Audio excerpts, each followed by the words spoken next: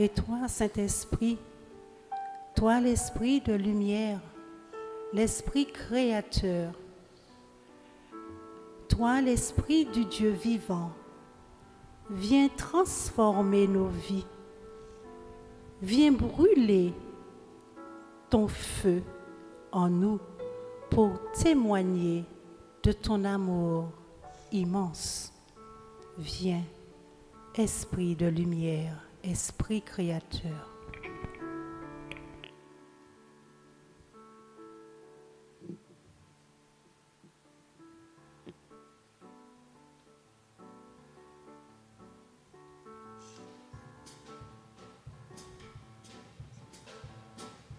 Viens, Esprit du Dieu vivant, renouvelle tes enfants.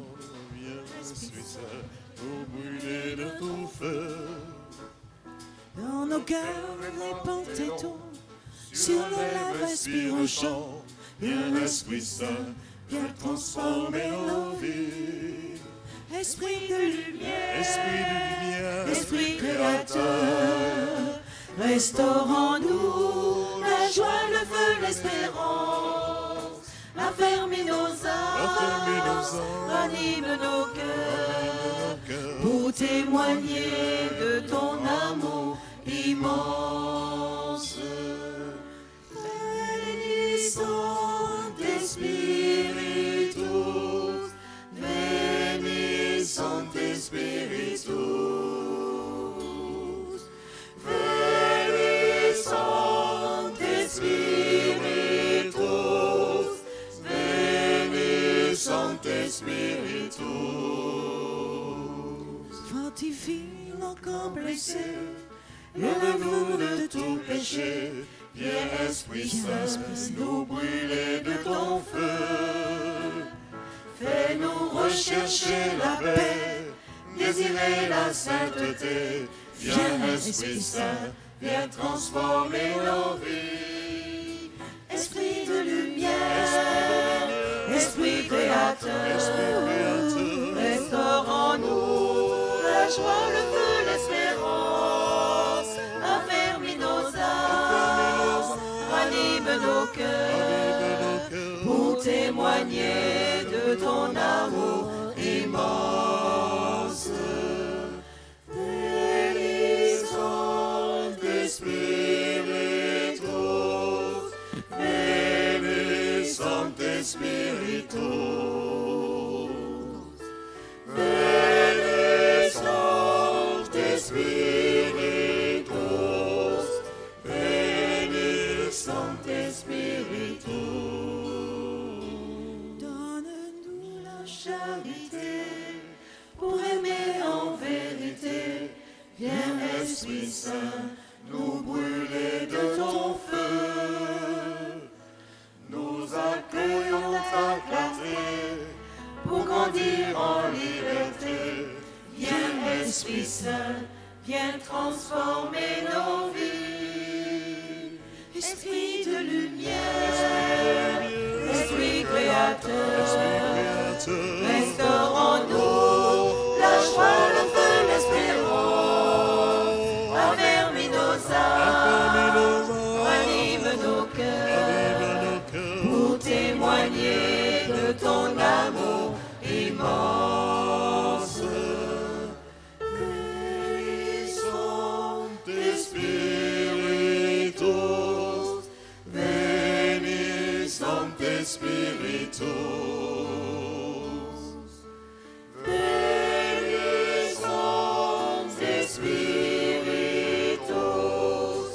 Veni Sancte Spiritus.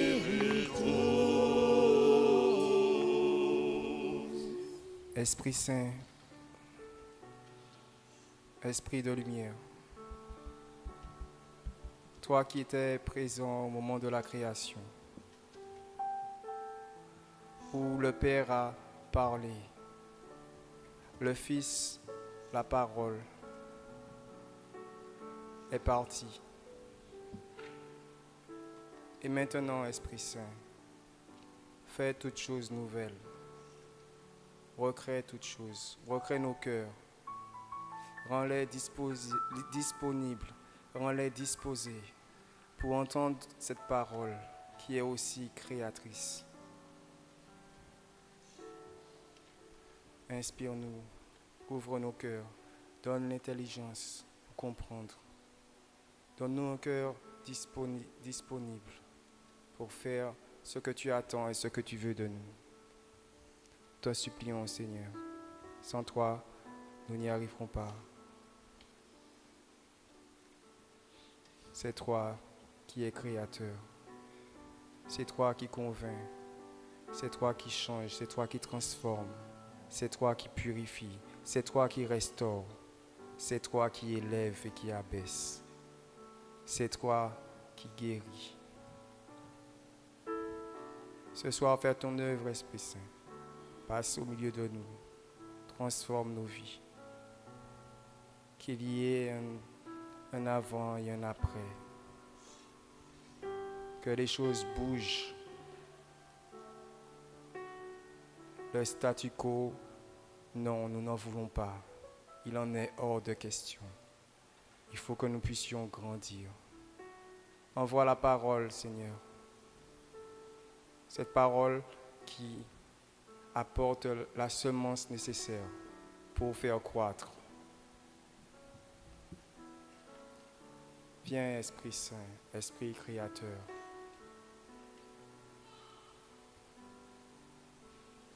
Nous t'en supplions, au nom de Jésus.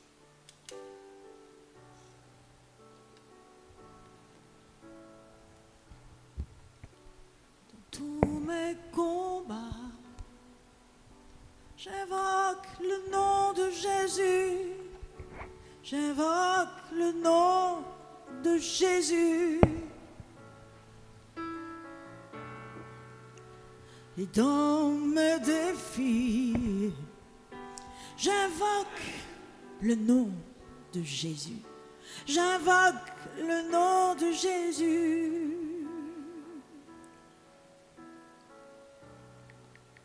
Et dans ma détresse, j'invoque le nom de Jésus. J'invoque le nom de Jésus. J'invoque le nom de Jésus. Le nom de Jésus. Et quand je suis oppressé, j'invoque le nom de Jésus.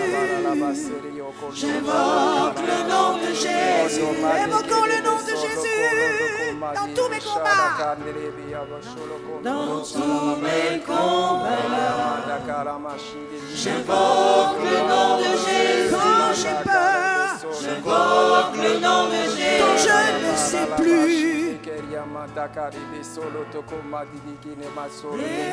mes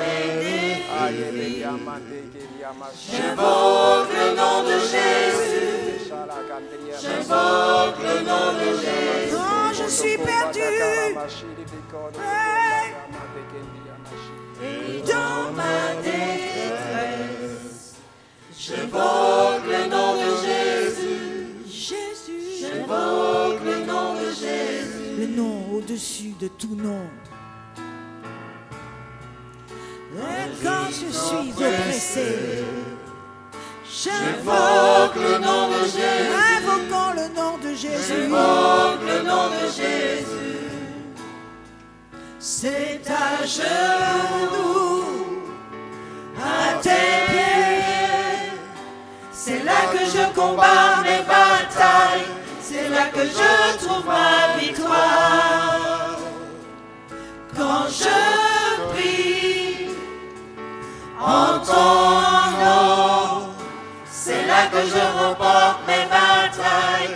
C'est là que je trouve ma victoire. C'est à genoux.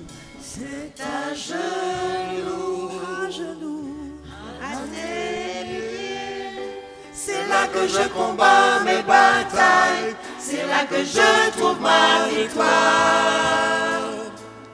Quand je prie en ton nom, c'est là que je remporte mes batailles. C'est là que je trouve ma victoire.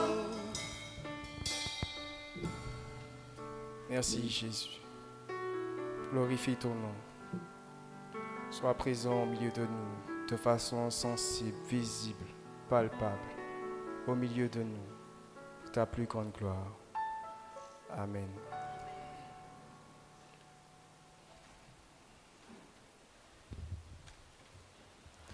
Bonsoir tout le monde. Donc ce soir, j'ai plusieurs textes à partager avec vous. On est déjà un peu en retard sur le timing. On a pris un peu de retard, donc on va essayer de rattraper ce qui ne sera pas évident. Amen. Éphésiens au chapitre 4, nous lirons du verset 11 à 15. Éphésiens chapitre 4, versets 11 à 15. Il a donné les uns comme apôtres, les autres comme prophètes, les autres comme évangélistes, les autres comme pasteurs et docteurs, pour le perfectionnement des saints, en vue de l'œuvre du ministère et de l'édification du corps de Christ, jusqu'à ce que nous soyons tous parvenus à l'unité de la foi et de la connaissance du Fils de Dieu, à l'état d'homme fait, à la mesure de la stature parfaite de Christ, afin que nous ne soyons plus des enfants flottants et emportés à tout vent de doctrine, par la tromperie des hommes, par leur ruse, dans des moyens de séduction, mais que, professant la vérité dans la charité, nous croissions à tous égards en celui qui est le chef, Christ. Notre deuxième texte se trouve dans le livre d'Ézéchiel, chapitre 1. Nous lirons du verset 2 à 10, mais je vais couper entre certains passages pour gagner du temps. Ézéchiel chapitre 1, si vous pouvez, vous allez tout lire chez vous. Ézéchiel chapitre 1, verset 2 à 10. La 5e année de l'exil du roi Joachim, la parole du Seigneur a été adressée à Ézéchiel, dans le pays des Babyloniens, près du fleuve Kébar. Là, on passe du verset 3 au verset 5. Quelque chose ressemblait à 4 êtres vivants. Leur aspect était proche de celui des hommes. Verset 6. Chacun d'eux avait 4 visages et 4 ailes. Verset 10. Un de leurs visages ressemblait à celui des hommes. Mais tous les 4 avaient aussi une face de lion à droite, une face de taureau à gauche et une face d'aigle. Troisième texte et avant-dernier. Vous allez rattraper tous les textes bibliques que vous n'avez pas lus dans la semaine. Apocalypse au chapitre 4, verset 7. Le seul verset 7. Le premier être vivant ressemble à un lion. Le deuxième à un taureau. Le troisième a le visage d'un homme. Et le quatrième ressemble à un aigle en plein vol. Dernier texte, 1 Corinthiens, chapitre 13, versets 10 à 11. 1 Corinthiens, chapitre 13, versets 10 à 11.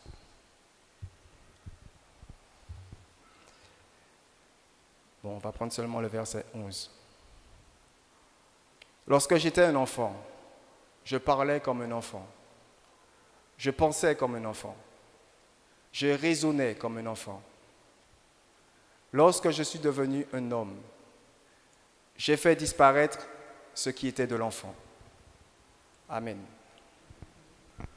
Jéricho 2023, sous le thème « Acquérir la maturité spirituelle ». Ce soir, vous l'aurez compris, je vais vous parler pendant quelques instants sur la maturité spirituelle. Et ma première question pour vous, êtes-vous mature spirituellement? Avant de répondre oui, non, ou encore je ne sais pas,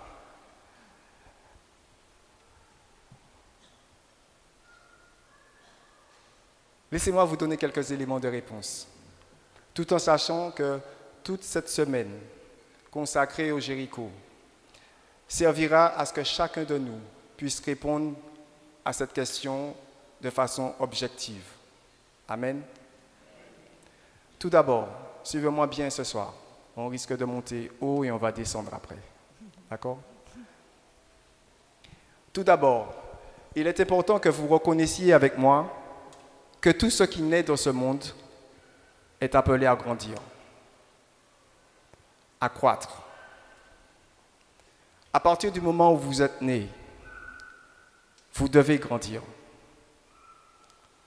Vous ne pouvez pas dire, moi, je ne veux pas grandir. En tout cas dans ce monde, physiquement. Ce n'est pas possible. Vous allez grandir. La croissance est obligatoire. La croissance est plus qu'un choix. C'est une nécessité. C'est ainsi que Dieu a fait les choses. Il a voulu que toute chose passe par le processus appelé croissance. Alors, quand on parle de croissance, on parle de but à atteindre. On parle d'objectif. On parle de finalité. La finalité de toute croissance étant la maturité. Vous commencez à me suivre là.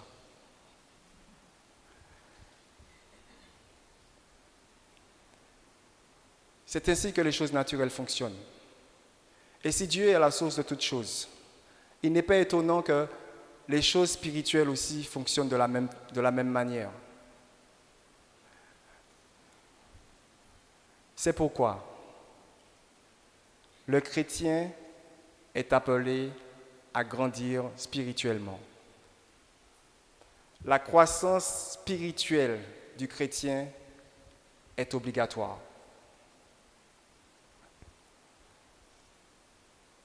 Pour atteindre la maturité spirituelle. Vous me suivez jusque-là? Ça va, on se comprend. La croissance spirituelle n'est pas la maturité, mais la croissance spirituelle conduit à la maturité. Vous me suivez? Chaque chose selon son espèce, dira-t-on. Spirituel pour spirituel. Croissance spirituelle pour maturité spirituelle. La croissance spirituelle est le processus par lequel on arrive à la maturité spirituelle. Qui a compris?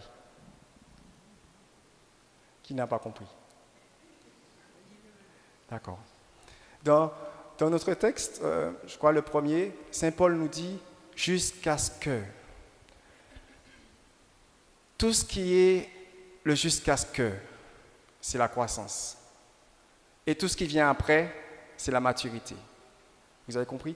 La croissance n'est pas la maturité. La croissance conduit à la maturité. La croissance est le processus par lequel on arrive à la maturité. Vous allez comprendre. Maintenant, parlons de la maturité spirituelle. Qu'est-ce que c'est? Donc, la maturité spirituelle est un état, une qualité de vie.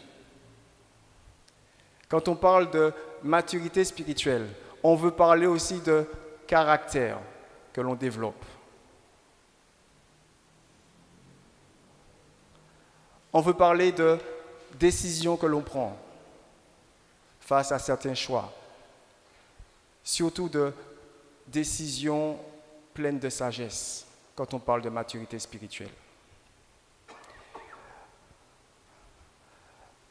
Quand on parle de maturité spirituelle, on parle aussi de réactions que l'on doit avoir et d'autres qui doivent cesser.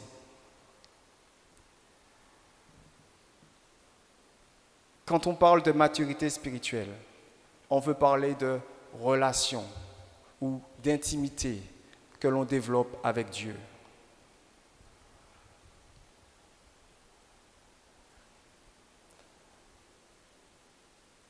Bref, quand on veut parler de maturité spirituelle, on parle de la personne que l'on devient de plus en plus.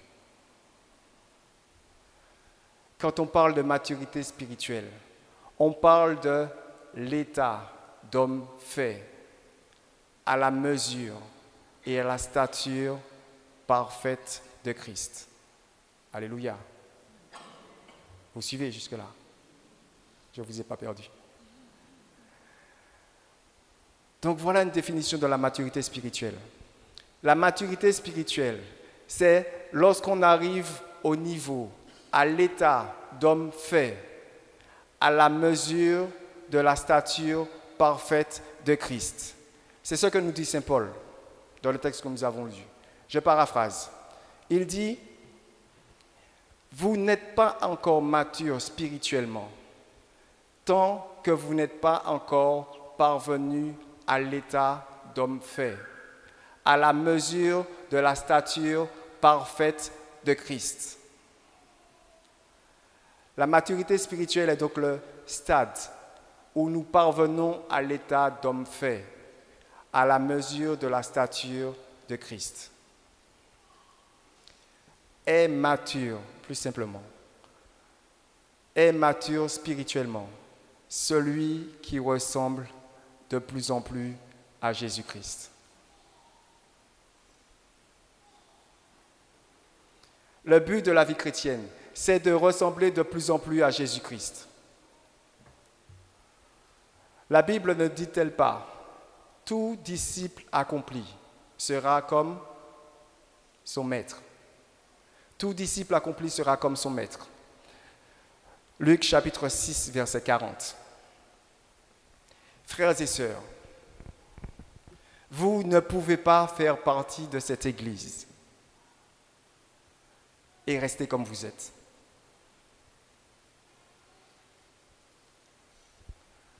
Vous ne pouvez pas faire partie de cette Église et ne pas grandir spirituellement. Ne pas atteindre la stature du Christ. Ne pas parler comme lui. Ne pas penser comme lui.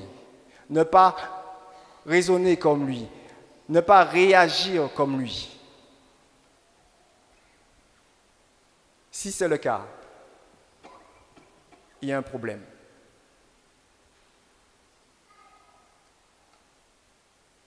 Si vous ne pensez pas comme lui, si vous ne réagissez pas comme lui, si vous ne parlez pas comme lui, il y a un problème. Ce n'est pas la responsabilité de Dieu de nous rendre matures, c'est la nôtre. Remarquez bien quand Saint Paul parle de l'enfant, il dit quand j'étais un enfant, je raisonnais comme un enfant, je parlais comme un enfant. Mais quand je suis devenu adulte, j'ai fait disparaître ce qui était de l'enfant. Qui est-ce qui a fait disparaître? C'est qui le sujet dans la phrase? C'est moi, c'est Saint Paul. La maturité ne dépend pas seulement de Dieu, mais elle dépend en grande partie de vous, de nous. 1 Corinthiens chapitre 13, verset 11.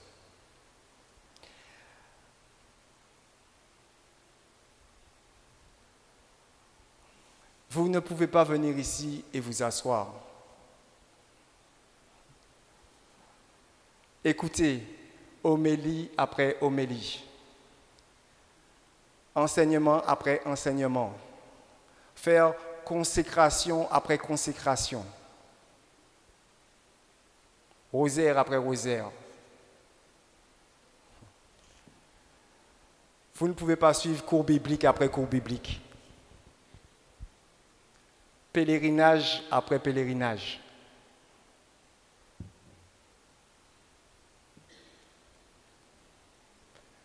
Jéricho après Jéricho. Et ne pas grandir.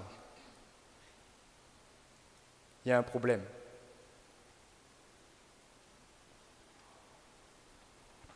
Parce que le but de toutes ces choses, c'est de vous amener, de nous amener à atteindre la maturité spirituelle.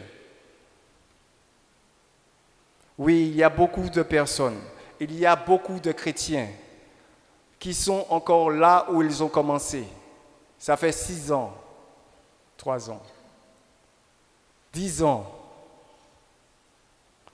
10 ans de cheminement et rien n'a changé. 10 ans de le Seigneur, on est toujours les mêmes.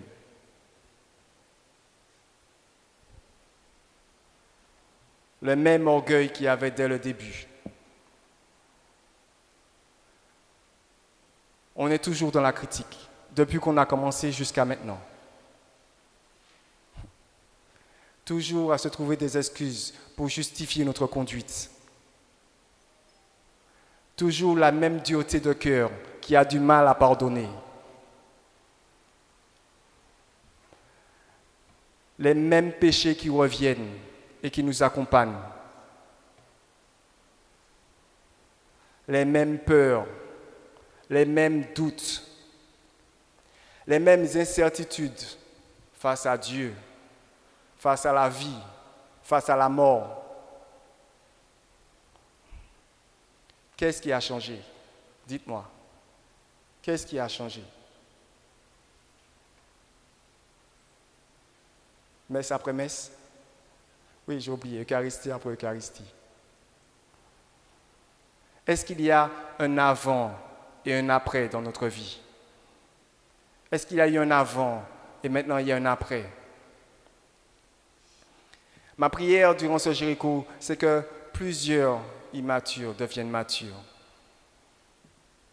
Je dis plusieurs, parce que je sais très bien qu'il y en a qui résisteront. Je vous pose la question. Avez-vous grandi spirituellement?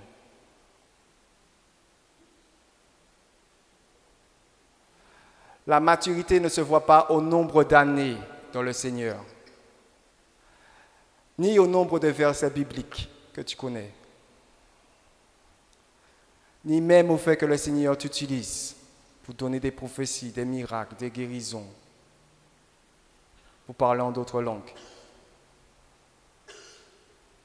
ni au nombre de fois que tu pries un rosaire par jour. Alléluia. Ça ne veut rien dire. La maturité se juge aux qualités du Christ qui sont visibles en nous. Lorsque vous voulez mesurer votre maturité spirituelle, il faut la mesurer à la personne de Jésus-Christ. Vous serez d'accord avec moi que lorsqu'on veut mesurer quelque chose, il faut avoir une unité de mesure. Notre unité de mesure, en ce qui concerne la maturité spirituelle, c'est Jésus-Christ. Jésus-Christ reste notre unité de mesure. Vous devez grandir. Nous devons grandir. Parce que quand le Christ viendra, il viendra chercher des personnes matures.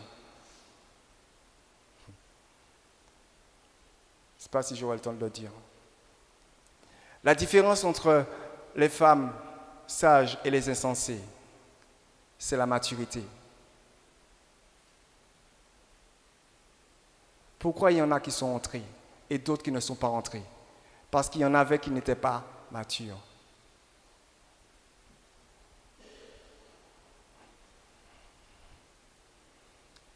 Jésus veut trouver la maturité en nous.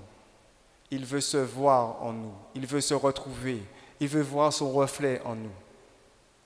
Vous comprenez alors l'importance de ce sujet.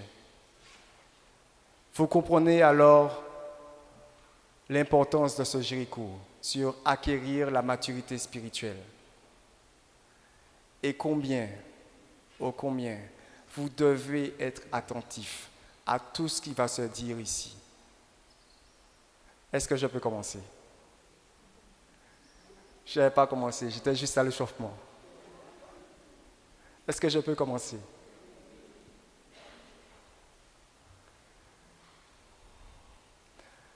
Dans notre deuxième texte de base, le prophète Ézéchiel nous parle de 4 êtres vivants.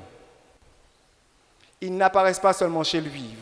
vous avez dû le constater, puisque je vous ai lu deux textes différents, celui du livre d'Ézéchiel et celui du livre de l'Apocalypse. L'apôtre Jean aussi en fait référence dans le livre de l'Apocalypse, mais à quelques différences près. Il dit, le premier être vivant ressemble à un lion, le deuxième à un jeune taureau, le troisième visage semblable à celui d'un être humain.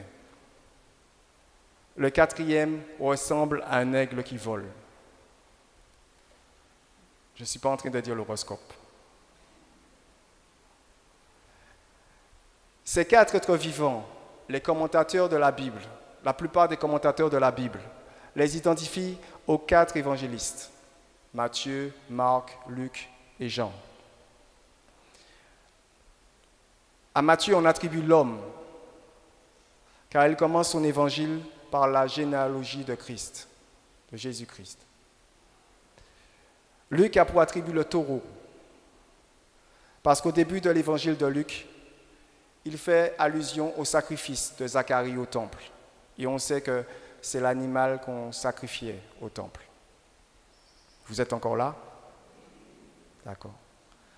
Le lion désigne Marc, qui, au début de son récit, parle de la voix qui crie dans le désert. Et enfin, l'aigle est la figure de Jean. Car dès le début de ce texte, de cet évangile, Jean place le lecteur d'emblée face au verbe de vie, la vraie lumière. Jean chapitre 1, versets 1 à 4. Et on sait que c'est l'aigle le seul animal qui a le pouvoir de regarder le soleil en face. Vous comprenez pourquoi on fait allusion à ces images pour chaque évangéliste?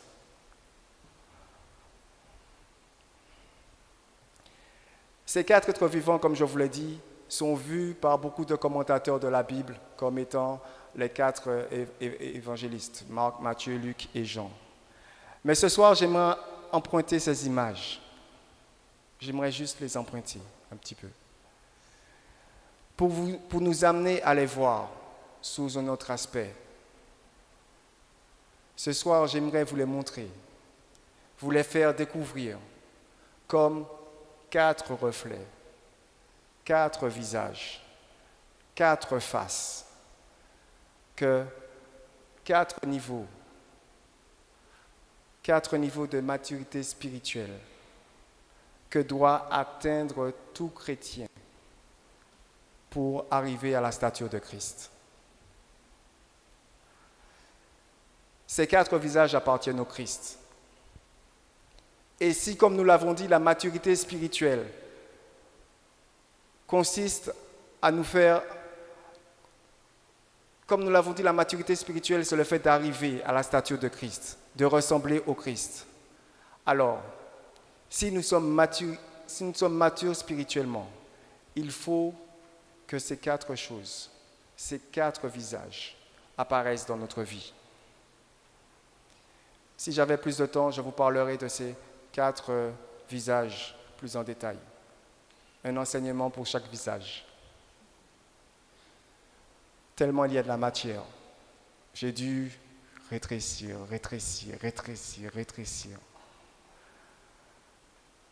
Mais faute de temps, je tâcherai juste de condenser, de résumer la pensée que Dieu a mise dans mon cœur, dans ma seule et unique intervention. Est-ce que vous êtes prêts? Donc, mon sous-thème, on commence. Mon sous-thème dans ce grand thème qui est acquérir la maturité spirituelle, c'est les quatre visages de la maturité. Quatre visages de la maturité. Je ne dis pas les quatre visages, parce que dire les quatre visages, cela suppose que la maturité se résume juste dans ces quatre choses-là. Mais quand je dis quatre visages, cela suppose qu'il y en a d'autres. Mais moi, je ne traiterai ce soir que ces quatre-là. Alléluia.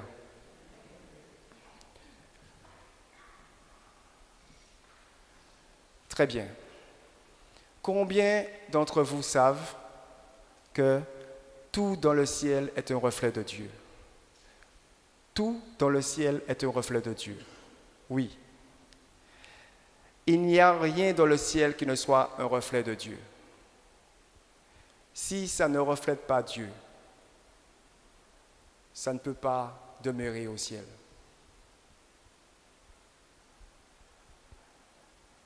C'est pourquoi, quand Satan n'était plus le reflet de Dieu, il a été chassé. C'est pourquoi, quand l'homme ne reflétait plus l'image et la ressemblance de Dieu, ils ont été chassés du jardin. Les 4 créatures vivantes qui sont devant le trône ne sont pas juste là pour nous dire que ce sont des animaux. Ils ne sont pas juste là pour que vous puissiez savoir qu'ils ont un visage d'animaux. Les êtres vivants dans la vision d'Ézéchiel et de Jean, ce sont des chérubins reflétant la face du Tout-Puissant. Ce sont des reflets de Dieu. Ces chérubins qui résident au plus près du Tout-Puissant reflètent parfaitement ses qualités.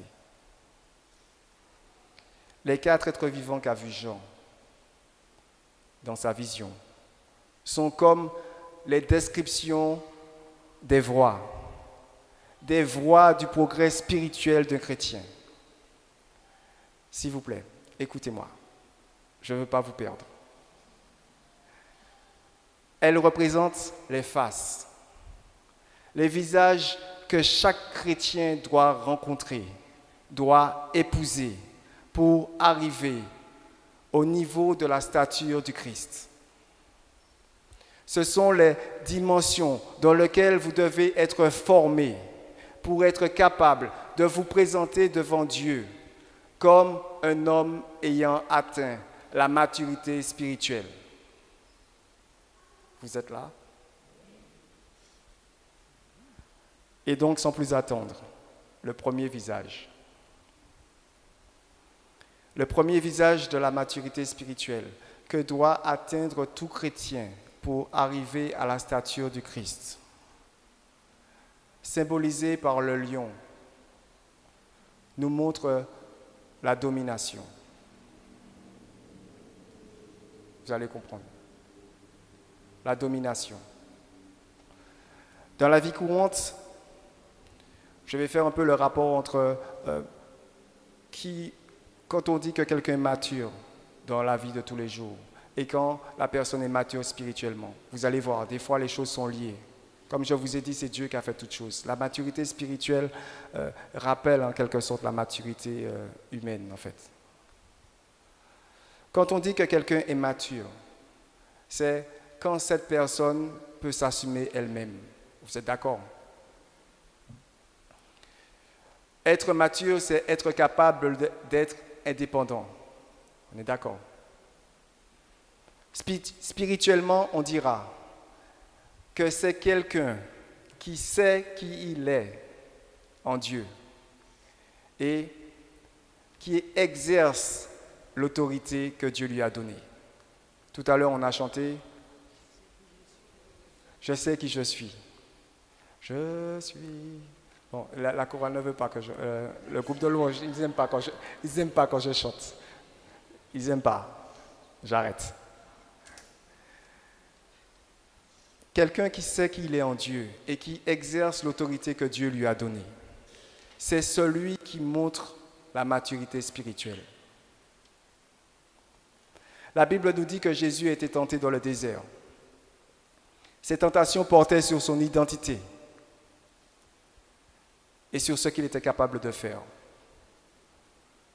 Le tentateur lui a dit, Matthieu chapitre 4, versets 1 à 11, « Si tu es fils de Dieu, ordonne que ces pierres. Si tu es fils de Dieu, jette-toi en bas. » Jésus n'est tombé dans aucune de ces tentations parce qu'il savait qui il était. Il savait ce qu'il était capable de faire. Frères et sœurs bien-aimés, vous ne pouvez pas être mature spirituellement si vous ne savez pas qui vous êtes en Dieu. Vous ne pouvez pas être mature spirituellement si vous ne manifestez pas l'autorité que Dieu vous a donnée. Qu'est-ce que je veux dire par là? Le visage de la maturité dans la vision d'Ézéchiel et dans la vision de Jean, symbolisé par le lion, décrit la dimension de la domination. Il a vu le visage d'un lion. Le lion est un grand félin, redouté et craint. Un animal noble et respecté. Il est associé à l'autorité et au courage. Il est souvent appelé le roi des animaux. Il dégage une sorte de majesté et de pouvoir qui induit le respect et la soumission. Vous allez comprendre. Frères et sœurs bien-aimés, dans votre marche vers la maturité spirituelle, vous devez manifester le visage du lion. Le lion domine. Le verbe dominer, lorsqu'il apparaît pour la première fois dans la Bible, il faut aller le chercher dans le livre de la Genèse, au chapitre 1, versets 26 à 28. Genèse chapitre 1, versets 26 à 28, où il est dit, Dieu dit, faisons l'homme à notre image, selon notre ressemblance. Ensuite, il dit quoi? Et qu'il domine. Et qu'il domine. Dominer, c'est la capacité de maîtriser les choses et l'autorité de régner sur elles. Je reprends. Dominer, c'est la capacité de maîtriser les choses et de régner sur elles. Frères et sœurs bien-aimés, Dieu nous a donné la domination. Qu'en faisons-nous? Aujourd'hui, lorsqu'on utilise le terme dominer à l'Église, certains chrétiens ont du mal avec cela. Ils trouvent que quand quelqu'un dit qu'il domine, c'est trop orgueilleux, c'est trop présomptueux de dire ça. Quand vous utilisez le mot domination à l'Église, on vous prend pour un illuminé. On vous demande est-ce que vous êtes évangélique ou encore dans l'Évangile.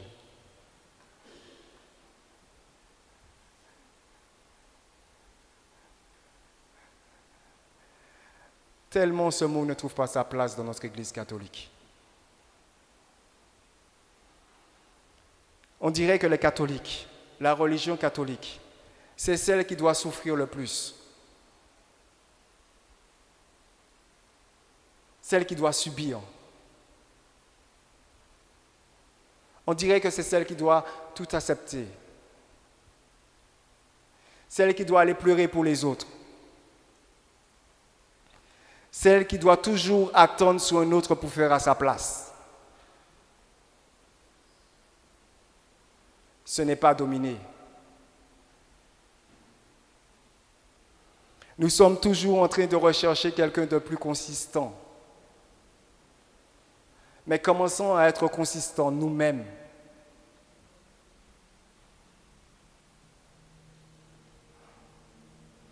Toujours aller frapper à la porte des autres. Reconnaissons d'abord ce que nous avons chez nous. Et après, on ira, on verra. Notre premier réflexe, c'est qui pourra nous aider? Qui pourra faire pour nous? Qui pourra faire à notre place? Qui est assez costaud spirituellement?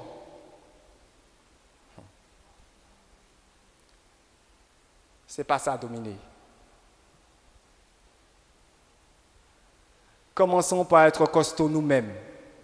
C'est ça, dominer. Assumons notre vie de chrétien. Assumons notre vie en tant que chrétien. C'est ça, dominer. Quand vous dites dominer, les gens vous regardent bizarrement. Pas vous. Vous ne me regardez pas bizarrement. D'ailleurs, je ne sais pas, quand certains vous demandent comment vous allez, et quand vous leur dites,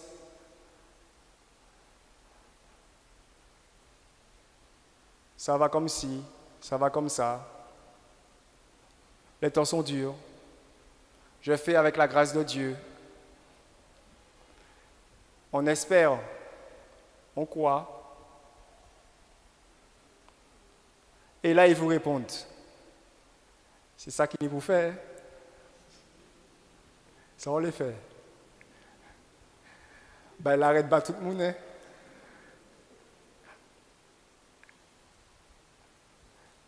C'est comme ça, ben, il a y est.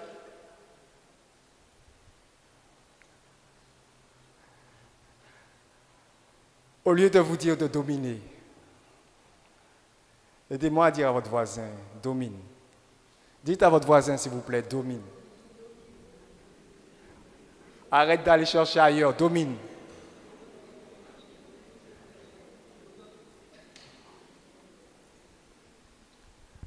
Frères et sœurs bien-aimés, nous sommes des lions et nous agissons comme des agneaux spirituellement.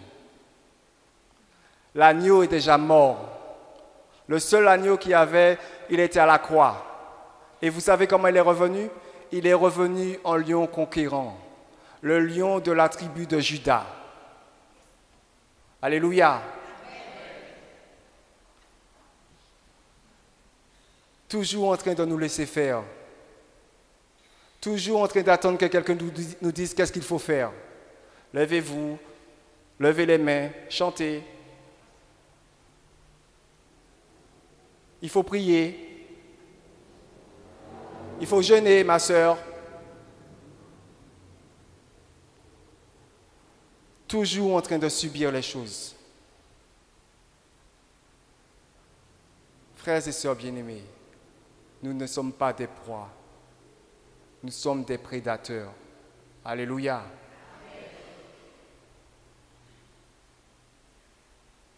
Oh, je ne suis pas évangélique. Je suis catholique. Et j'emploie le mot dominer. J'emploie le mot dominer parce qu'il s'utilise dans la Bible.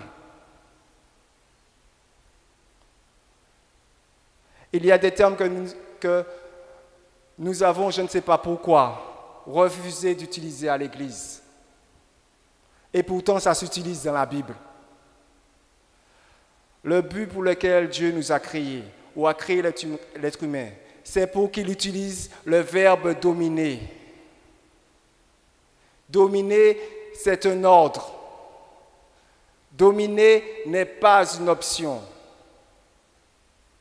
Dominer, c'est un mandat divin. Dieu nous ordonne de dominer. La domination ne concerne pas simplement le rapport que nous avons avec les esprits mauvais. On a autorité sur eux. Alléluia. Mais la domination s'exerce aussi sur le péché. On n'est pas obligé de rester dans un péché des années durant.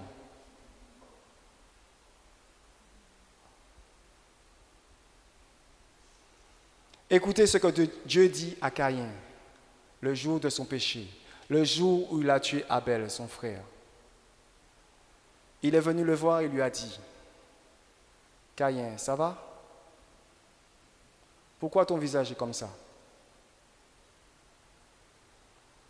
Il lui dit, « Le péché est tapis devant ta porte et ses désirs sont tournés vers toi.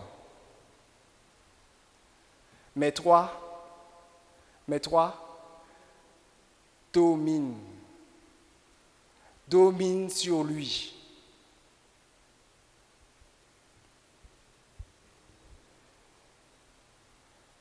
La domination s'exerce sur les esprits mauvais. Elle s'exerce sur le péché. Mais elle s'exerce aussi sur les situations de la vie, sur les montagnes que nous avons dans notre vie. Les circonstances. Permettez-moi d'en parler un peu et je passe juste au second visage. Je ne sais pas dans quelle situation, ce que vous êtes en train de traverser en ce moment. Vous êtes venu au Jéricho et vous attendez une réponse de Dieu. Vous attendez une réponse forte de Dieu durant ce Jéricho. Mais il vous a déjà répondu dès le premier jour. domine. Alléluia. Dominer les situations, dominer les circonstances, dominer sur le péché, dominer sur les esprits mauvais. Cette situation ne vous vaincra pas. Il faut commencer à lui parler. Cette situation ne vous vaincra pas. Vous êtes au-dessus d'elle. Alors dominez. Frères et sœurs, écoutez-moi très bien. Lorsque l'on domine, on ne domine pas sur ceux qui sont d'accord. On domine sur ceux sur qui on a le droit. Et vous avez le droit de dominer sur eux. Savez-vous que Dieu vous a donné tous les droits en ce qui concerne la lutte contre vos ennemis spirituels? Je veux dire par là qu'il vous a donné la puissance et l'autorité pour dominer sur chacune des circonstances auxquelles vous ferez face. Mes amis, je ne viens pas parler de combat. Je parle de domination. On a trop souvent parlé sur le combat. On a trop souvent fait comme si le combat était le but. Le combat n'est pas le but.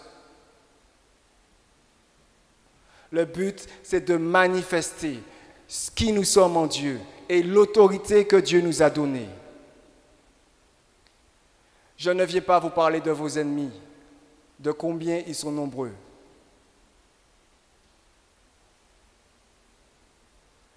Je viens vous dire qui vous êtes et l'autorité que vous avez reçue. L'autorité que vous avez en Christ. Dieu vous a autorisé à menacer et à détruire tout pouvoir de l'ennemi contre vous, au nom de Jésus. La domination nous concerne tous. Livre de la sagesse, chapitre 6, verset 3. Car la domination vous a été donnée par le Seigneur et le pouvoir par le Très-Haut. Il n'y a donc aucune raison, je dis bien aucune,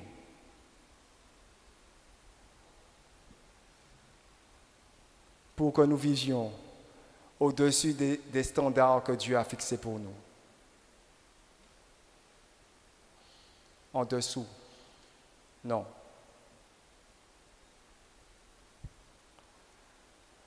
Il y a des choses qui n'ont plus rien à faire dans notre vie. Il y a des choses qu'il faut qu'on mette à la porte. La maturité va vous amener à dominer sur elle. Arrêtez de chercher des réponses ailleurs. La réponse, c'est vous. Arrêtez d'aller à droite, à gauche, payer, qu'on vous donne à porter des choses, qu'on vous donne à passer des choses sur vous. Frères et sœurs bien-aimés, il faut que quelqu'un remette la domination du Christ dans sa vie, dans sa famille, dans son milieu.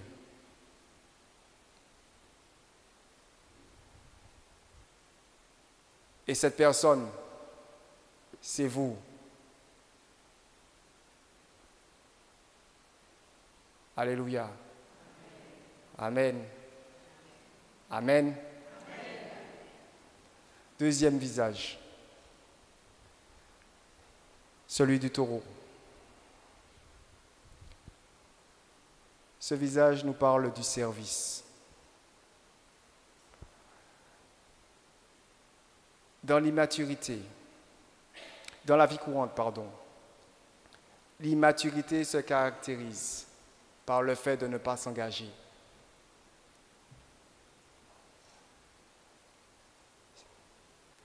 Donc, la maturité reviendrait à s'engager, n'est-ce pas? C'est ce que représente le visage du taureau.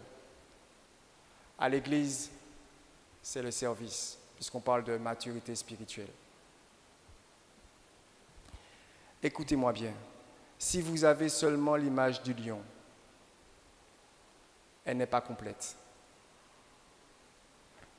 Il va vous manquer l'image du taureau. Je vais le dire autrement. Si tout ce que vous avez, c'est l'image du lion, il vous manque quelque chose. Il faut que vous manifestiez l'image du taureau, c'est-à-dire que vous serviez. Alors, à ce moment-là, Dieu vous dit, vous commencez à manifester de la maturité spirituelle. On va le dire autrement encore. Si tout ce que vous avez est le visage du lion et que vous ne manifestez pas l'image du taureau, c'est-à-dire que vous ne servez pas, alors Dieu vous dit que vous ne représentez pas encore la plénitude de sa stature. Vous n'avez pas encore vraiment atteint la maturité spirituelle. Vous pouvez dominer, mais il vous manque quelque chose. Il vous faut le service. Mes amis, si un enfant de Dieu ne devient pas actif dans son Église, il y a un problème.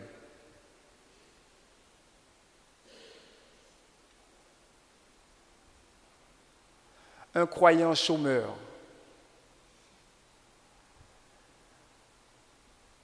est un croyant à qui il manque quelque chose.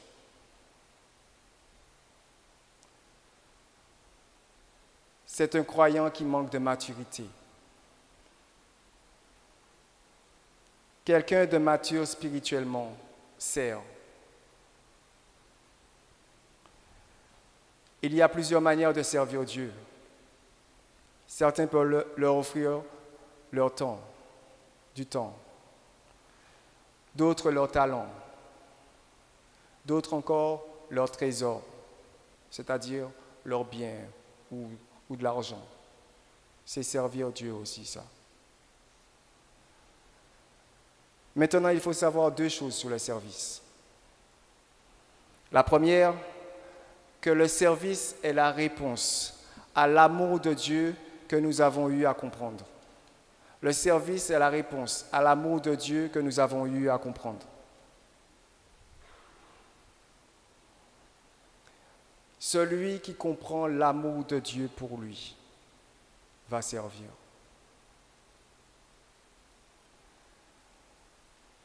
Et c'est l'amour pour Dieu qui doit nous maintenir dans le service. C'est important de savoir cela. Parce que c'est ça qui va faire la différence entre quelqu'un qui va quitter rapidement le service et quelqu'un qui va durer dans le service.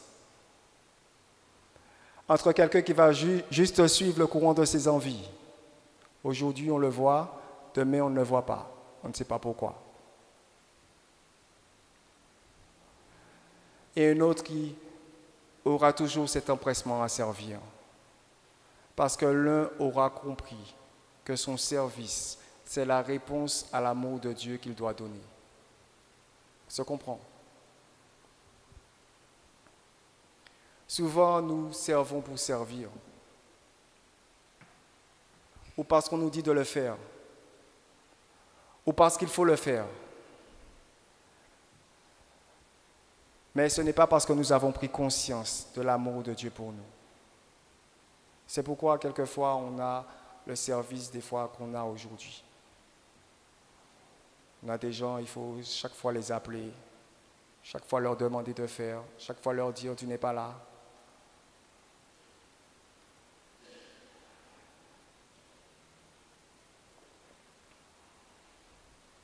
Quelle est votre motivation lorsque vous servez? Dites-moi quelle est votre motivation. Et moi, je vous dirai si vous êtes quelqu'un de mature. Parce que la maturité se voit au travers de la motivation. Qu'est-ce qui vous motive?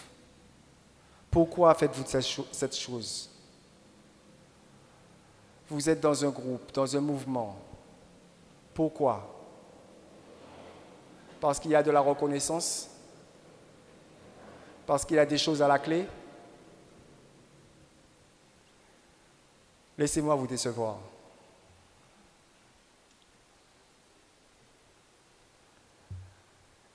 Il y a de la reconnaissance, c'est vrai, il ne faut pas mentir, on est à l'église. Il y a des choses à la clé, c'est vrai. Mais la force du service, c'est de tenir malgré les souffrances que cela apporte. Alléluia. Je parle à quelqu'un. La force du taureau, c'est le service. Vous avez déjà vu comment sont traités les taureaux? On les fouette. Ils ont un joug autour du cou. On est ingrat envers eux. On passe même pas la main sur le front.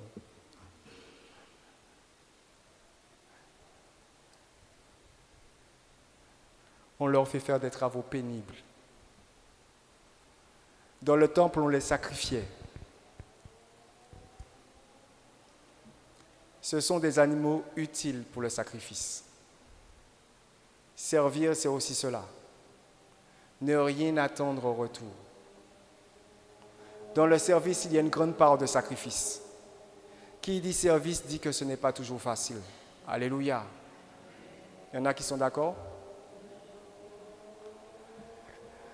Dit que cela doit nous déranger en quelque part. Alors je ne comprends pas pourquoi on veut changer de service. On veut abandonner le service tout court quelquefois. Juste à la première contrariété. Pourquoi voulez-vous démissionner? Quel est le motif? Si c'est parce que vous avez de mauvais rapports avec une ou plusieurs personnes de ce groupe, il faut vous poser la question. Est-ce que j'ai véritablement compris le service?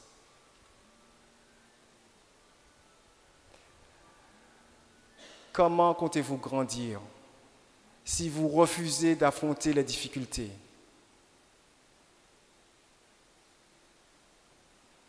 S'il y a la moindre difficulté, vous prenez la fuite.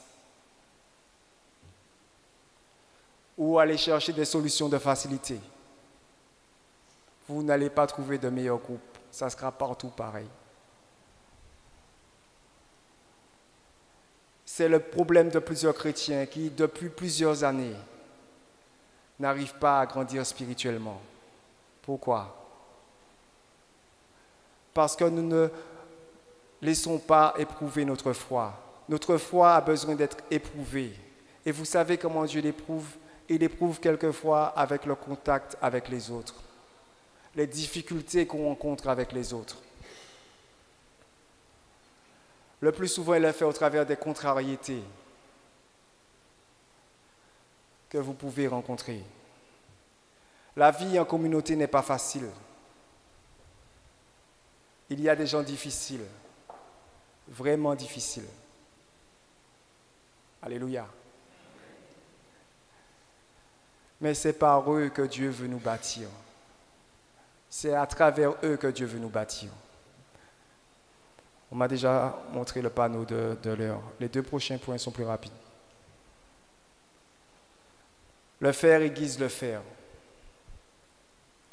Retenez que la croissance spirituelle ne se fait pas seulement à la lumière, mais elle se fait aussi également dans les ténèbres.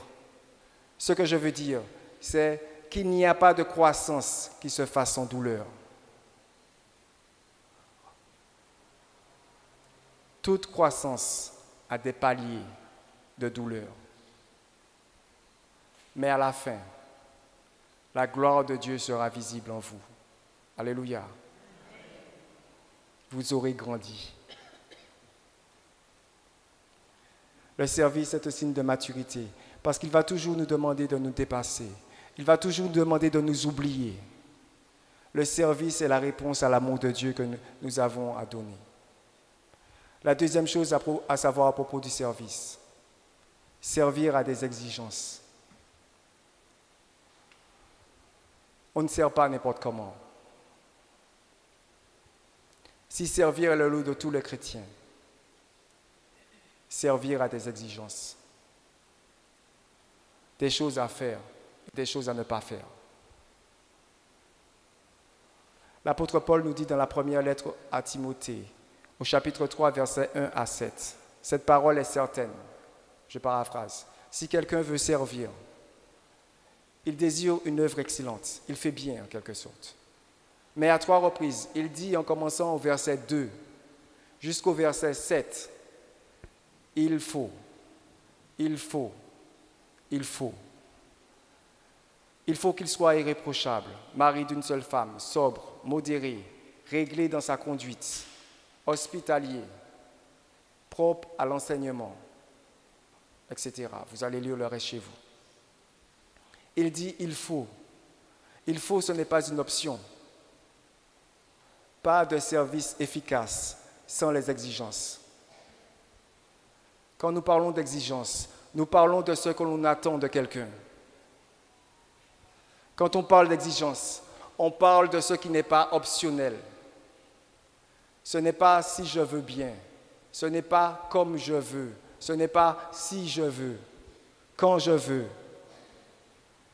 Si Dieu veut que nous puissions le servir, il ne veut pas que nous le fassions n'importe comment. Il veut que nous y mettions la manière. Il veut que nous y mettions le zèle,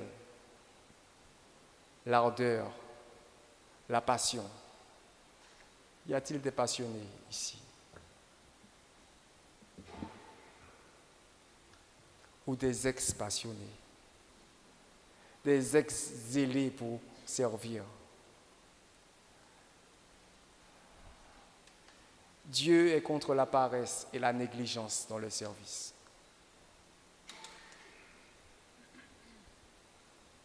Il faut répéter.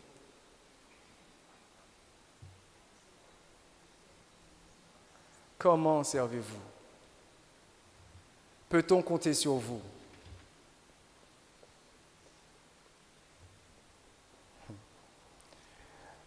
Je rêve d'une église où on est anti-envie.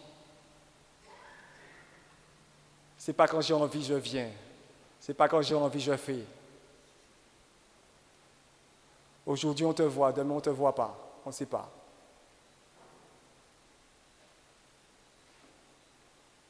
Je rêve d'une église mature où notre service pour le Seigneur est meilleur de jour en jour, meilleur et plus efficace. Le service nous fait grandir, nous, avant d'être utiles pour les autres, avant d'être utiles aux autres. Alléluia. Troisième visage, celui de l'homme. Il y en a qui vont dire aïe, aïe, aïe.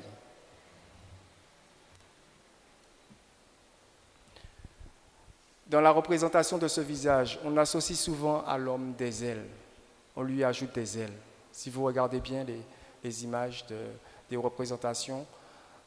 représentation de ce visage, vous allez voir qu'au visage d'homme, on ajoute des ailes au corps. Ce qui me fait penser à la sanctification. Notre marche vers la sanctification. Pas évident. C'est pas évident, n'est-ce pas, de marcher vers la sainteté, d'atteindre la sainteté. Mais si être mature dans la vie courante, dans la vie de tous les jours, c'est laisser de côté nos mauvais penchants, nos mauvaises habitudes. Mature spirituellement aussi, c'est laisser de côté certaines choses. Amen. Les mettre derrière nous. Si vous avez commencé à abandonner ces habitudes néfastes, c'est signe que vous êtes en train de devenir adulte spirituellement. Bien sûr, nous avons tous de mauvaises habitudes. Mais la différence entre la maturité et l'immaturité réside dans le fait, ou plutôt dans la volonté, de vouloir changer ces mauvaises habitudes. Je parle de vouloir changer. Vous ne pouvez pas rester et faire comme si de rien n'était. Vous habituez à la chose. Il faut toujours que vous ayez le désir, le vouloir changer. Ne vous dites pas, c'est bon, je ne sais pas de changer ça encore, je ne sais pas, voilà, je prie plus Dieu pour ça, c'est comme ça, c'est comme ça. Non. Restez toujours dans l'optique, restez toujours dans le vouloir, dans le désir. Soupirez après Dieu, demandez à Dieu jour après jour de vous sortir de cette situation. Même si vous n'y êtes pas encore parvenu. Cela montre que vous êtes sur la bonne voie. Tant que vous avez le vouloir, tant que vous avez le désir. Atteindre le niveau de la sainteté est possible.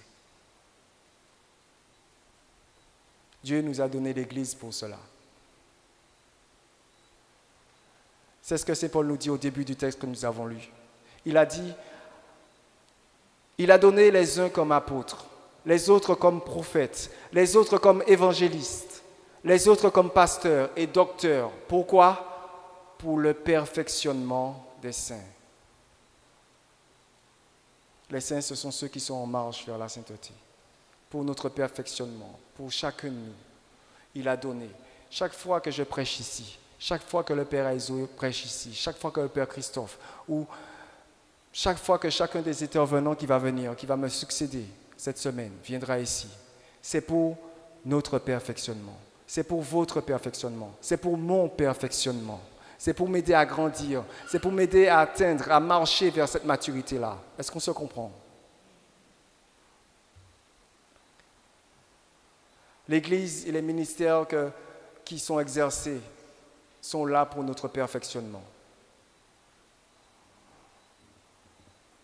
C'est vrai que beaucoup ne viennent pas à l'Église à cause des gens qui ne changent pas, dira-t-on. C'est pas vrai? C'est pas vrai? Mais aussi beaucoup ne viennent pas parce qu'ils refusent de changer. Ça aussi, il faut le dire. C'est pas vrai?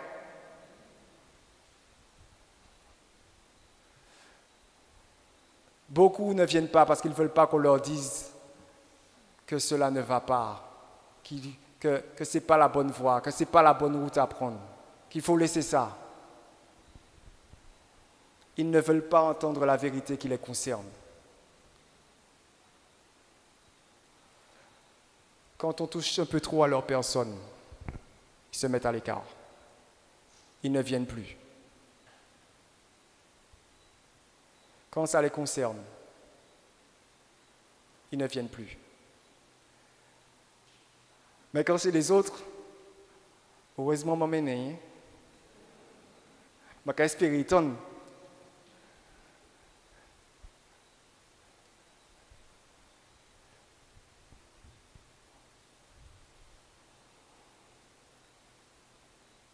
Hérodiade n'aimait pas Jean le Baptiste parce qu'il lui disait sa vérité de femme adultère. Mais bizarrement, Hérode aimait bien l'entendre. Il aimait bien l'écouter, mais ça ne l'a pas fait se convertir pour autant. Il a désiré rencontrer Jésus, et quand il l'a vu, ça n'a rien changé à sa vie. Il ne lui a pas donné sa vie. Il a juste renvoyé à Pilate pour qu'il le fasse tuer. Dans l'Église, il y a ces deux types de personnes.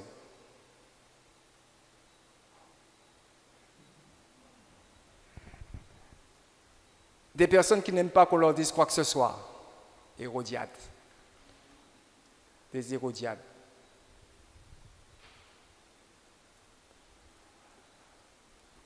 Et d'autres qui aiment entendre la vérité, mais ne veulent pas changer.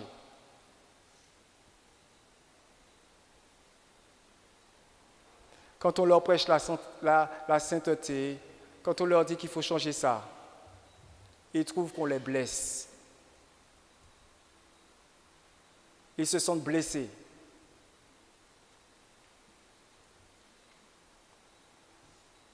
Qui a dit que la parole de Dieu ne blesse pas? Oh. Prenons le passage biblique. Hébreux chapitre 4, verset 12. La parole de Dieu est vivante et efficace, plus tranchante qu'une épée quelconque, à deux tranchants, pénétrante jusqu'à partager âme et esprit, jointure et moelle. Elle juge les sentiments et les pensées du cœur. La parole de Dieu est un médicament. Quand on la prend, elle est amère. C'est amer. Mais après quelque temps, elle nous redonne la santé. On retrouve la santé.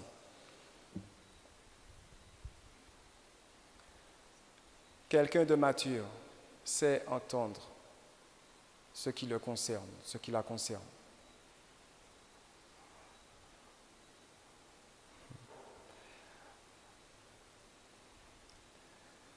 Mon plus grand fardeau, ma plus grande prière pour cette Église, pour notre Église, c'est que l'on ne grandisse pas seulement en largeur, c'est-à-dire en nombre de personnes, mais qu'on grandisse en profondeur, qu'on se laisse toucher, qu'on change par rapport à la parole de Dieu.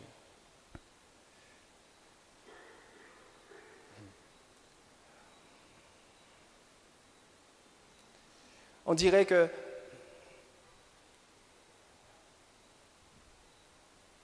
nous sommes imperméables à ce que Dieu veut faire pour nous. Il y a des choses que Dieu nous a données, que Dieu veut nous donner. Il veut nous donner la capacité d'être des saints.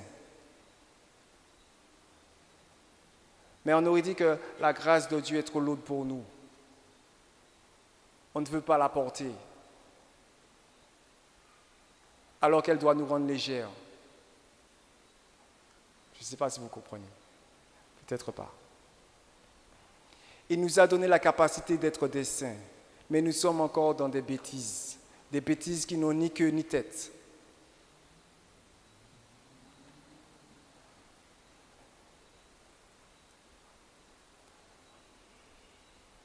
La chose est là, devant nous. On nous demande de la faire. Mais on reste attaché à notre manière de voir, à notre manière de faire. On est même prêt à calomnier les autres, alors à les poignarder derrière le dos, juste parce qu'on vous a dit la vérité. Je viens en paix.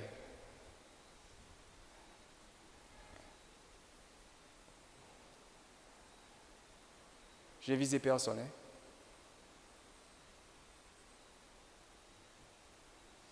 Je dis juste, il faut grandir. Grandissons. Amen. Le quatrième et dernier visage de la maturité que doit atteindre tout chrétien pour arriver à la stature du Christ, le visage de l'aigle.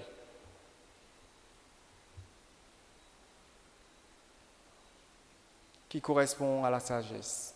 La sagesse.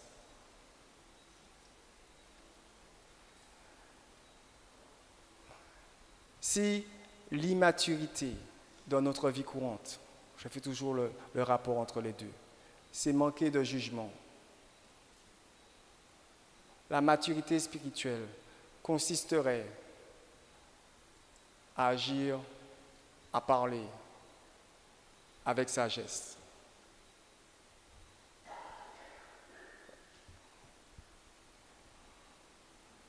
C'est ce que représente l'image de l'aigle. Le quatrième être vivant ressemblant à un aigle en plein vol représente la sagesse infinie de Dieu. Frères et sœurs bien-aimés, on peut se trouver sage. Penser que nos propos sont justes et pleins de bon sens. Peut-être même que d'autres nous trouvent sages. Mais la Bible nous permet de sonder cette sagesse pour savoir si elle est vraie ou fausse. Saint Jacques nous le dit, nous le montre. Il nous parle de deux types de sagesse. J'ai bientôt fini. Il parle de la sagesse terrestre.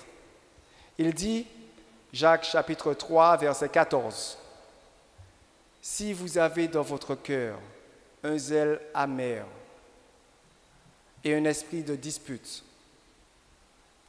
ne vous glorifiez pas et ne mentez pas contre la vérité. En quelque sorte, ne dites pas que ce que vous faites est bon, que c'est sage. Comment je peux expliquer ça? Jacques nous dit plus loin, verset 15, « Cette sagesse n'est point celle qui vient d'en haut, mais elle est terrestre, charnelle, diabolique. Car là où il y a un zèle amer, un esprit de dispute, il y a désordre et toutes sortes de mauvaises actions. » Ok. On vous demande d'aller vous excuser. Et vous vous dites, il faut qu'il s'excuse aussi.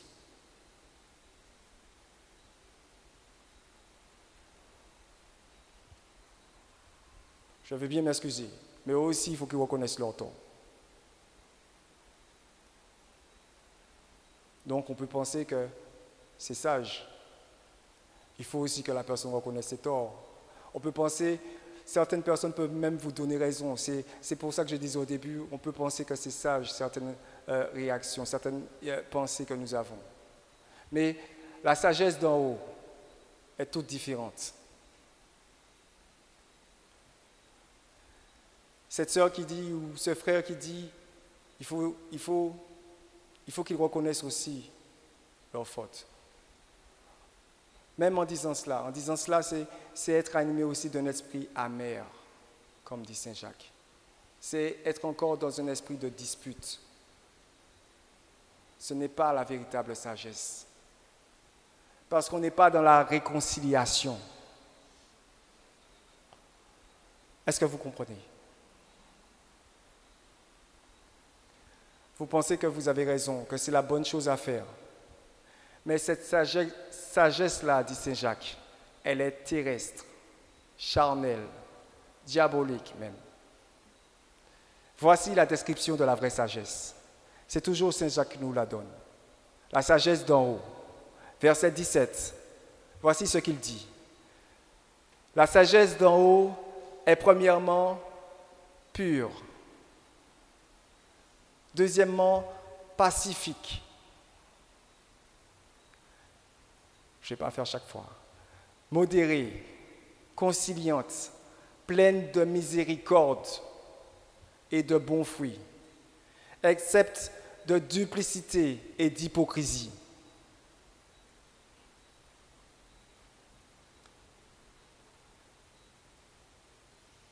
Je ne vais pas dire qui se reconnaît.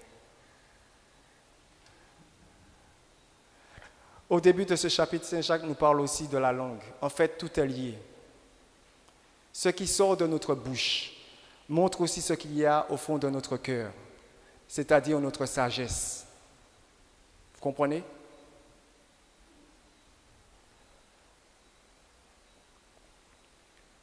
Il y a deux lieux où nous avons besoin de la sagesse de Dieu.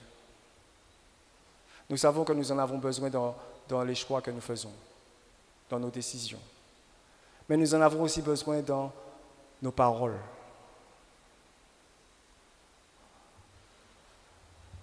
Chaque jour, nous prononçons des milliers de mots. Il y en a certains qui sont plus bavards que d'autres. Parmi toutes ces paroles, qu'est-ce qu'il y a d'utile vraiment? Et qu'est-ce qui ne l'est pas? Est-ce que les choses que je communique transmettent une grâce à ceux qui l'entendent? Il faut se poser la question.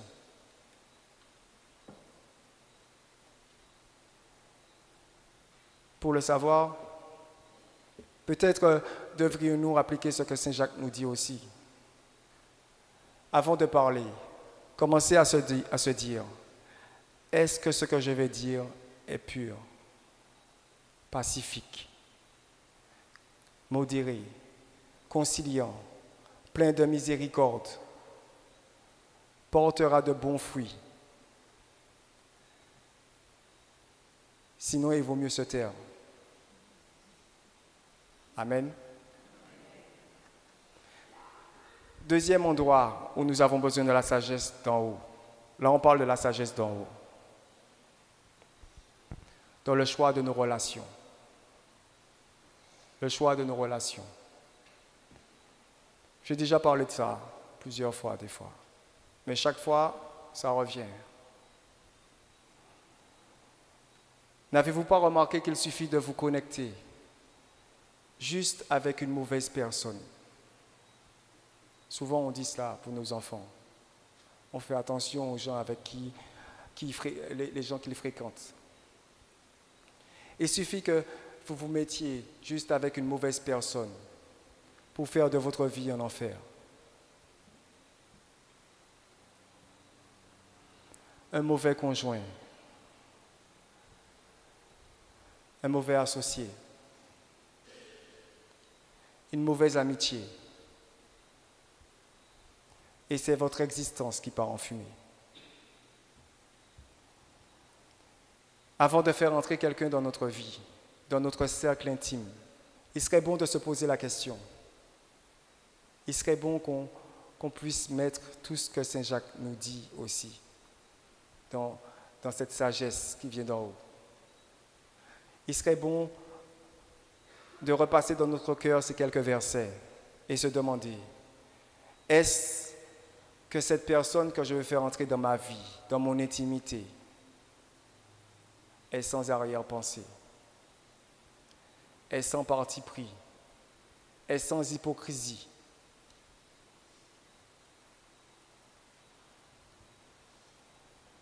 Est-ce qu'elle est pacifique, conciliante ou conciliant, raisonnable, plein de compassion et de bons fruits? Je ne dis pas de fuir tous les gens, hein. Je dis simplement qu'il faut faire attention à qui vous faites entrer dans votre cercle intime. Il y a des gens, il faut les aimer, mais les aimer de loin.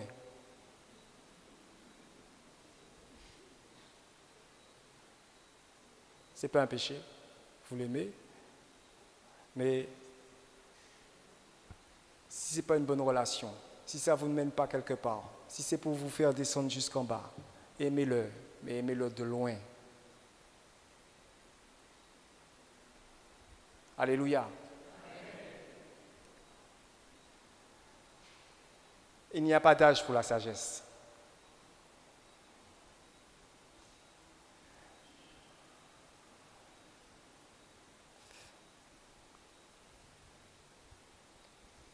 Dieu veut que nous soyons remplis de sagesse, car nous en avons besoin dans beaucoup de situations dans notre vie, des conflits, quelqu'un qui nous demande conseil, des accusations aussi qui sont portées contre nous, une situation délicate, une décision à prendre.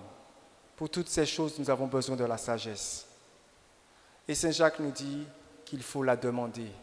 Il faut la demander à Dieu. Jacques chapitre 1, verset 5. Si quelqu'un d'entre vous manque de sagesse, qu'il la demande à Dieu, qui donne à tous simplement et sans reproche,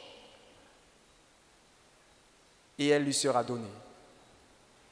Dieu sait que nous avons besoin de la sagesse et il va nous la donner. L'auteur du livre de la sagesse dit qu'elle se laisse trouver. Sagesse, livre de la sagesse, chapitre 6, verset 12. La sagesse est resplendissante. Elle ne se flétrit pas. Elle se laisse aisément contempler par ceux qui l'aiment. Elle se laisse trouver par ceux qui la cherchent. Je ne sais pas si j'ai le temps de dire ça. On associe souvent la sagesse à une femme. Vous savez pourquoi? C'est parce que c'est pour inciter les hommes à aller la chercher. Je ne dis pas que les hommes sont moins sages, mais le fait que ce soit une femme, c'est pour montrer que la passion ou le zèle que l'homme a à aller chercher une femme, par exemple. Il faut qu'il ait ce même zèle et cette même passion pour aller chercher la sagesse. Il faut que chacun de nous ait ce même zèle, cette même passion. Des fois, il appelle, il emmène des cadeaux. Voilà.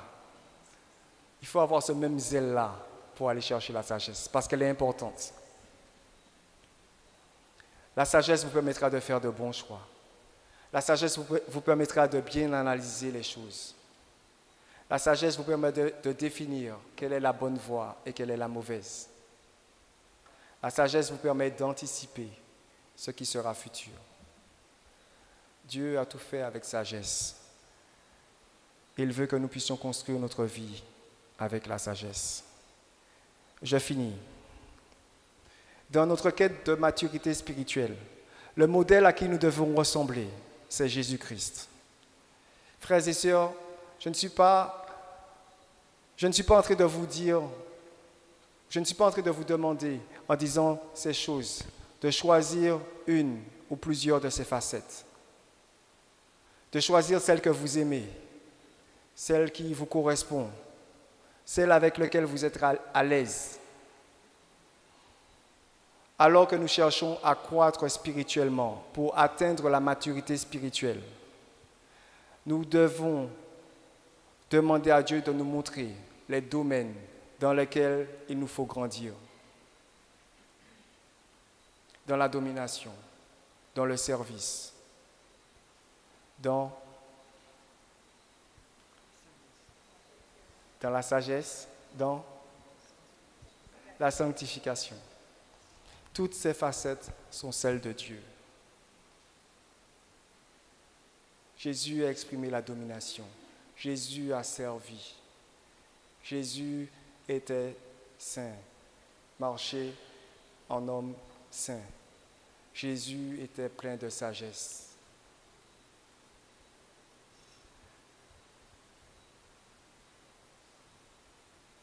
Toutes ces facettes sont celles de Dieu.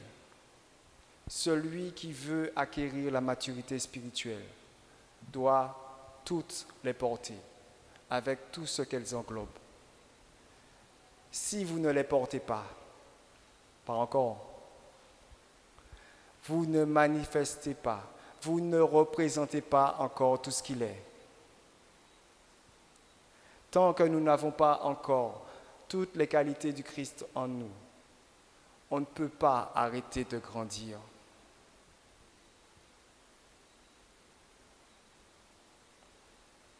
Nous demeurons toujours des apprenants, quel que soit le nombre d'années. Et l'importance de nos responsabilités spirituelles. Ce n'est pas parce qu'on est élevé dans un grade spirituel, on est, je ne sais pas, qu'on a cessé d'apprendre, qu'on a cessé de grandir. Il nous faut toujours soupirer, demander à Dieu dans quel niveau il veut que nous puissions grandir. Dieu vous bénisse.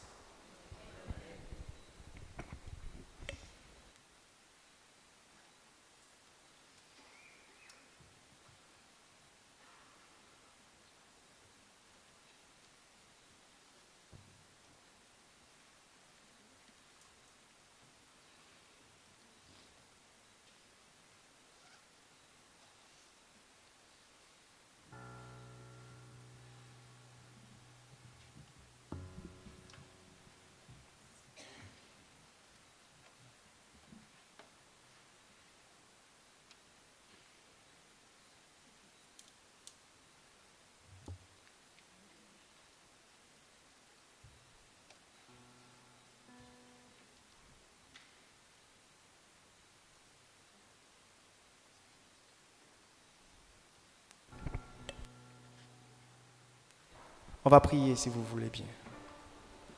Prenez la position à laquelle vous vous sentez le mieux. Si c'est à genoux, mettez-vous à genoux. Si c'est debout, mettez-vous debout. Si c'est assis, restez assis.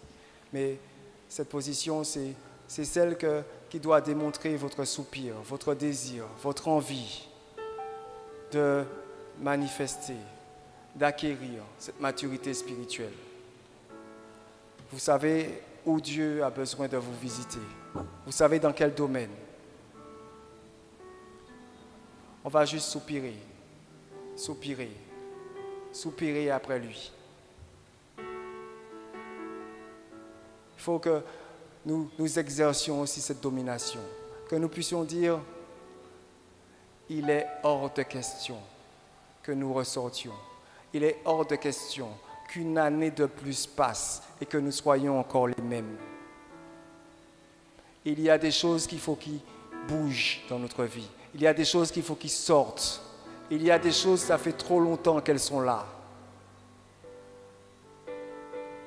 Grandissons. Il nous faut grandir. Soupirons.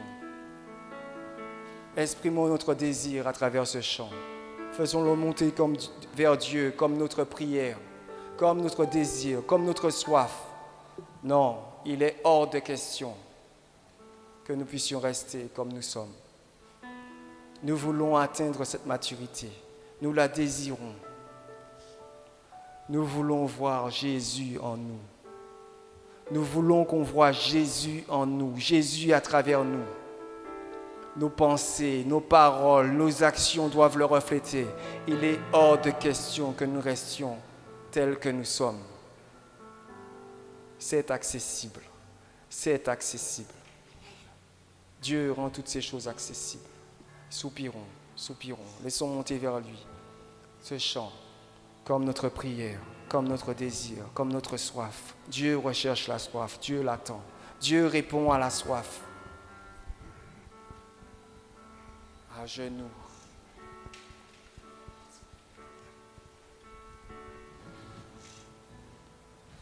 C'est à genoux, à tes pieds. C'est là que je combats mes batailles. C'est là que je trouve ma victoire. Quand je prie en ton nom, c'est là que je remporte mes batailles. C'est là que je trouve ma victoire. Répète ça. À genoux, à tes pieds. C'est là que je combats mes batailles. C'est là que je trouve ma victoire. Quand je prie en ton nom, c'est là que je remporte mes batailles. C'est là que je trouve ma victoire. Le nom au-dessus de tout nom. Le nom au-dessus de tout nom. C'est Jésus. C'est Jésus.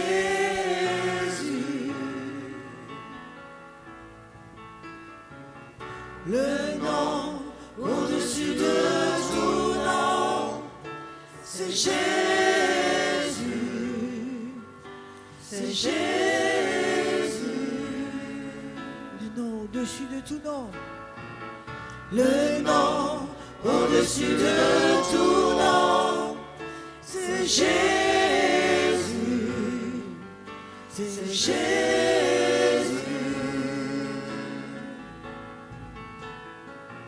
Le nom au-dessus de tout nom, c'est Jésus, c'est Jésus. Les murailles tombent, les chaînes se brisent, l'atmosphère change dans ta présence. Quand je t'invoque à genoux, les murailles tombent, les chaînes se brisent, l'atmosphère change dans ta présence. Quand je t'invoque à genoux, les murailles tombent, les murailles tombent, les chaînes se brisent, l'atmosphère change dans ta présence. Quand je t'invoque à genoux.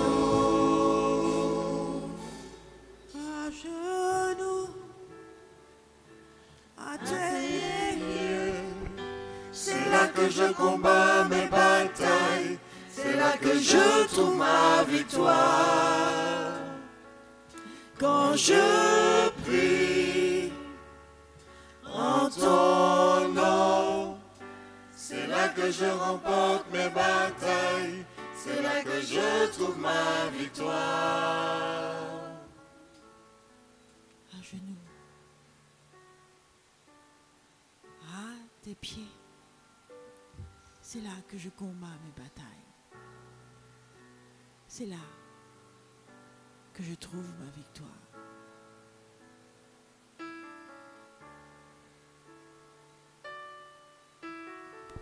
Jésus, à ton nom, les murailles tremblent. Les murailles tombent. Ton nom est glorieux. Ton nom est merveilleux. Viens grandir en nous. Te confions cette semaine. Nous nous confions à toi. Tu sais là où nous avons besoin de toi.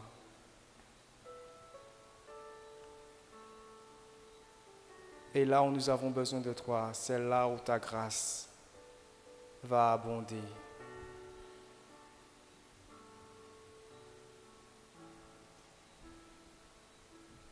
Merci Seigneur, merci.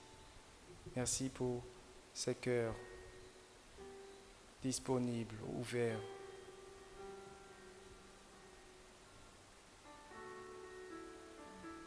Merci de nous prendre là où nous sommes, pour nous emmener jusqu'où tu es.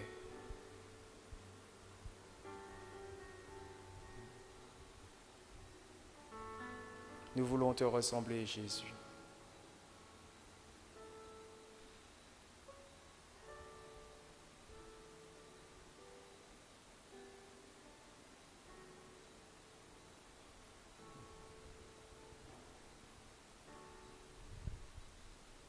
Merci Seigneur.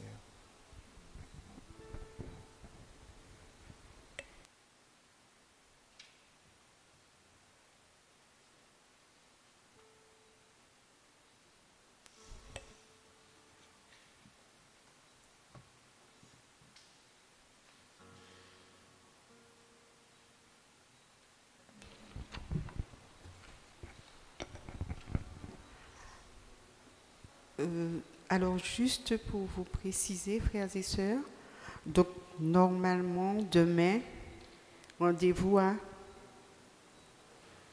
18h. On essaie d'être à l'heure pour qu'on puisse commencer à l'heure. Rendez-vous à 18h. Nous avons, comme je vous l'ai déjà dit, vous avez sur votre livret, vous allez commencer par la prière et vous allez ruminer le verset qui nous a été donné puisque demain on commence au jour 1. D'accord? Ruminer, nous avons eu un enseignement plein d'amour. Donc vraiment que nous puissions, si nous avons bien compris ce à quoi nous devons arriver, eh bien, nous avons à vivre cela. Donc nous aurons un premier verset public que nous avons à ruminer pendant toute la journée. Et puis nous nous retrouvons ici à 18h pour continuer avec l'enseignement, avec la louange, avec ce que nous sommes, que nous allons offrir à Dieu. D'accord? Donc vraiment qu'on puisse vraiment... Thierry nous a donné beaucoup de références bibliques. Si c'est possible aussi de les revoir, de les relire, de les emmagasiner, ça ne pourra que nous fortifier. C'est fait pour ça, ça va nous fortifier vraiment. D'accord? Est-ce que vous avez des petites questions? Est-ce que vous avez quelque chose? Non, rien de précis. Donc demain, n'oubliez pas la messe à 12h. C'est pour ceux qui peuvent arriver. Et puis, pour ceux qui peuvent venir à la messe, donc 12h. On va terminer par un chant de louange, notre chant de sortie. Mais avant de faire ce chant de sortie, nous aimons ça. Père Aizo, tu es présent, s'il te plaît, juste pour nous donner la bénédiction, pour que nous puissions repartir en toute sérénité, en toute paix, en toute joie aussi de ce que nous avons reçu. Donc, si notre curé est là, je crois que je l'ai aperçu, il viendra pour nous donner la bénédiction. Et puis, alors, on va vraiment finir en beauté avec ce beau chant de cri de joie. Il fera. D'accord? C'est vraiment le chant de cri de joie. Et puis, nous allons vous dire bonne soirée, que Dieu vous bénisse et à demain, 12h, 18h. Père Aizo, on se met debout, s'il vous plaît.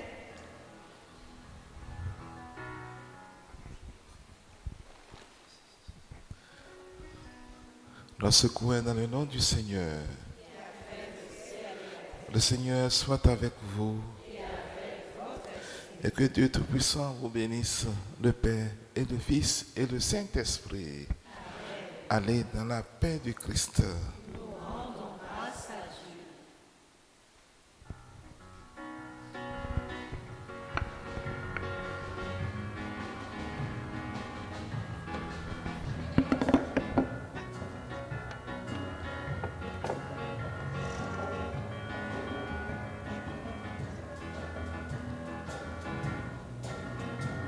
Infiniment,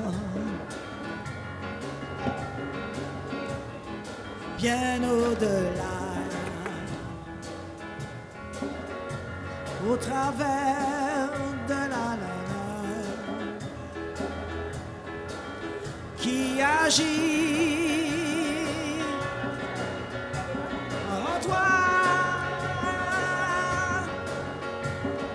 Dieu est capable de faire tout ce qu'il dit, il fera.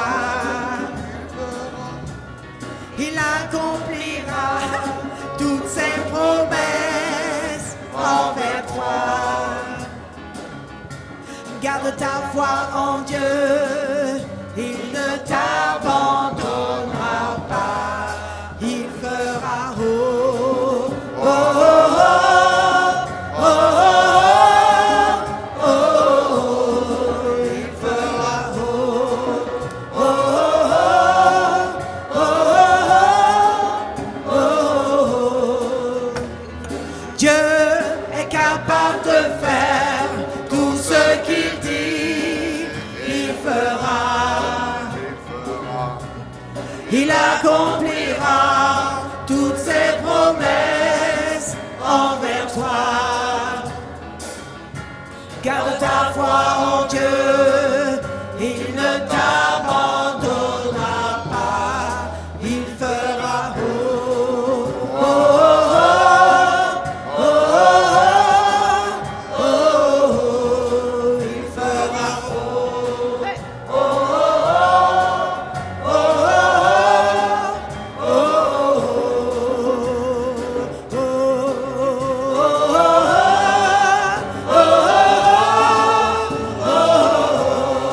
il fera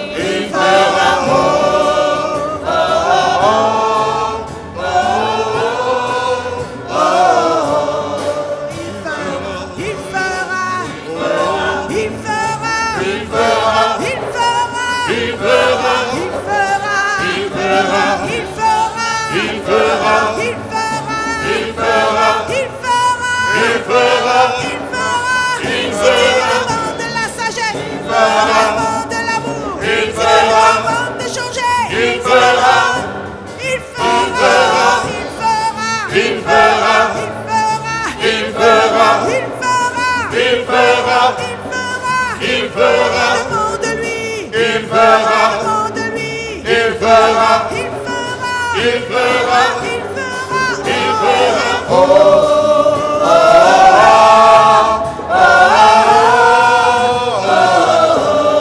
il fera.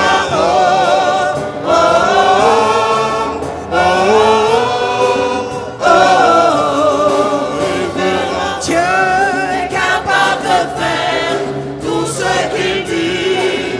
Il fera. Il accomplira toutes ses promesses envers toi.